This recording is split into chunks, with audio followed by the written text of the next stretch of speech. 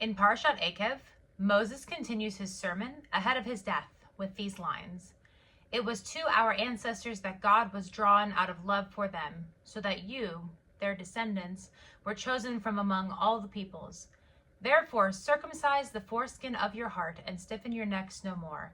Your God upholds the case of the fatherless and the widow and befriends the stranger, providing food and clothing. You too must befriend the stranger, for you were strangers in the land of Egypt. A fascinating few verses, perhaps prime fascinating among them, is the concept of circumcising your heart. What exactly does that mean?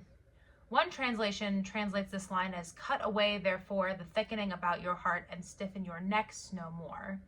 While not the exact same verbiage, this line in this particular translation reminds me of another heart that was not so open, that of Pharaoh. This parallel is even alluded to at the end of this verse. You too must befriend the stranger, for you were strangers in the land of Egypt. Moses is telling us that God wants us to open our hearts, to cut away the protection that keeps us from the weight of the world, and to give our love freely to those in need, said here to be the fatherless and the widow, as those were the two vulnerable groups in the time of Moses and the Israelites. In a time where it feels like it's all too much, where there's a million causes to pull you in every direction, it can be hard to open one's heart. In fact, it's likely more tempting to harden your heart, like that of Pharaoh. I know I am not the only one who has become more desensitized to the pain of the world as my life has gone on.